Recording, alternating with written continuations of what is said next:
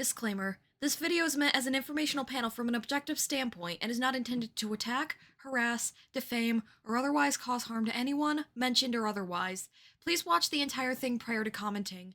If I have gotten anything wrong or have missed the mark on anything, please feel free to correct me and or provide additional information in the comments. This video contains brief mentions of things that may be triggering to some, including domestic violence, abuse, war, and more. Viewer discretion is advised. This video is suitable for all ages. Hey guys! Today I'm going to be discussing a subject that's been on my mind for years, and that's been happening for as long as I've been paying attention to it. I'm talking, of course, about trigger warnings, the discourse surrounding them, and the practice of posting one's triggers publicly. Now, for some background on why I've chosen to discuss this today. This is a subject that has intrigued me for years. I used to despise trigger warnings with a passion, but as I changed as a person, that hatred was replaced by interest, and the other day I was thinking about how people used to post their triggers publicly in their cards and whatnot. This video serves as an informational panel to discuss what triggers and trigger warnings are, why people post their triggers publicly, the pros and cons of doing such, and the broader implications of trigger warning discourse. This was originally supposed to be a video solely focusing on the online safety aspect of posting one's triggers for all to see, but it's turned into both that, as well as an info dump on trigger warnings and their associated discourse, so I apologize in advance if this video is a complete scatterbrained mess. Let's get into it now, shall we? Now, for those unacquainted with the concept of a trigger or trigger warnings, I would like to discuss and define such for you. I'm aware not everyone knows what some of these concepts are, and I'd like to make an objective introduction to the subject.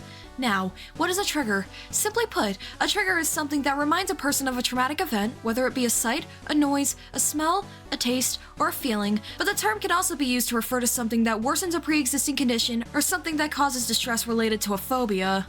A trigger can cause a person a great deal of distress, panic, and or anger when activated. Triggers in both definitions are common for those with post-traumatic stress disorder, obsessive-compulsive disorder, or any other condition, although these conditions are not required for someone to have a trigger for something. Pretty much anything could be a trigger, and common examples may include domestic violence or abuse for those who have gone through such, or fireworks for those who have seen combat and or witnessed / been in war, whether they're a veteran or a civilian. Niche and hyper-specific triggers can also exist, such as a piece of media or a specific object, whether they remind someone of a traumatic event, worsen someone's paranoia, or any other reason. In order to assist those with triggers, many have taken to adding trigger warnings to their posts, literary works, media works, and more. A trigger warning, commonly abbreviated as a TW, or also called a content warning in some contexts, is a written precursor to a post or work that expresses and warns of triggering material that may be in the text or imagery. Content warnings have been commonplace for a while, such as with parental guidelines for television. However, the term trigger warning itself began to be used on feminist websites in the late 1990s as a way to warn of accounts of abuse, assault, and more. The concept of trigger warnings gained traction across US college campuses, as instructors were encouraged to provide these warnings for material that could be triggering to students and more. And soon, the concept spread all across media, such as in TV, social media posts, and even everyday conversations. Many find them to be helpful, and others find them to be harmful, and we will discuss this more in detail in the discourse section of this video, which happens to be now. Trigger warning discourse is a difficult subject to adequately cover, as it requires looking into all sides of the argument, as well as finding more nuanced takes in the matter. I've done quite a bit of research on this subject, and I hope my summation of this discourse is adequate. Now, there are multiple viewpoints and sides to the whole argument on whether or not trigger warnings are helpful or effective. I aim to look at each side, share their arguments, and then look for the nuances afterward. Let's look into each argument. On the side of trigger warnings, many advocates for their usage cite that they help inform people about what exactly they're getting into, and that they're helpful for trauma survivors and those experiencing mental illness. Many consider the usage of trigger warnings to be an act of empathy, and in many cases, those who advocate for the usage of them are trauma survivors themselves. According to Leah Cromarty of The Varsity, trigger warnings allow filmmakers to incorporate compassion and inclusivity, while also allowing viewers to face the subject matter on their own terms. Trigger warnings may also help people feel respected and seen, and they help give viewers autonomy on whether or not they can handle a certain subject, as warned in the TW. Meanwhile, on the side against trigger warnings, many believe that the usage of trigger warnings is unhelpful and infantilizing, and that using such often coddles people and prevents them from experiencing the real world. Many have also cited concerns over freedom of speech, censorship, and the ability to debate effectively.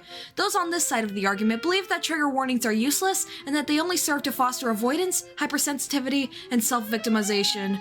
Scientific studies such as the ones conducted by Victoria Bridgeland, Peyton J. Jones, and Benjamin W. Bellett have concluded that trigger warnings are ultimately ineffective, citing that existing research on them suggests that they're fruitless and ineffective, only reliably causing an uncomfortable anticipatory period. Now that we've looked at both sides of the argument, let's find the nuances. From what I've been able to research, I've come to the conclusion that trigger warnings are effective and helpful for some people, neither effective nor harmful for others, and harmful for other certain people. I believe it all depends on the person and their individual way of functioning and processing things at the end of the day. Multiple things can be true at the same time, after all. The usage of them being so commonplace has its benefits and drawbacks, and while many use and appreciate these warnings, again, others find them harmful, and in my opinion, it's all up to the individual. You might be asking what the greater social implications related to trigger warnings are, however.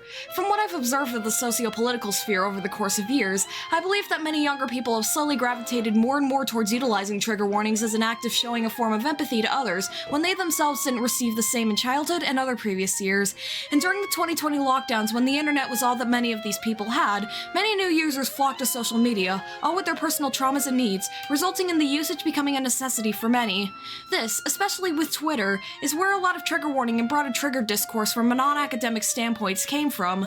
By the time the lockdowns were waning, trigger warnings became so commonplace and so ingrained in the ethics of a lot of people that in many circles, arguing against them and their usage equivalated to ableism. I can see an argument being made for this being the case to this day, but I also see the opposite argument being made as well. I think the main question to be asked here is how they will be viewed in the future, especially for those using them now, and another question I have is if they'll ever see less usage over the years. I'm more than willing to see what the social perspective of these warnings over the years will be, and I can't wait to see what the future holds. Anyways, let's hop on to the next section, shall we? Now, onto what this video was originally about, despite being the shortest section in it. You may have come across someone's card or personal website that contains a section about their triggers, or you may have at one point listed your triggers publicly yourself. I was guilty of this at one point, admittedly, and I would like to discuss this as a matter. Now, many people have taken to posting their triggers on their cards, personal websites, Twitter threads, trigger blacklists and Discord servers, and more.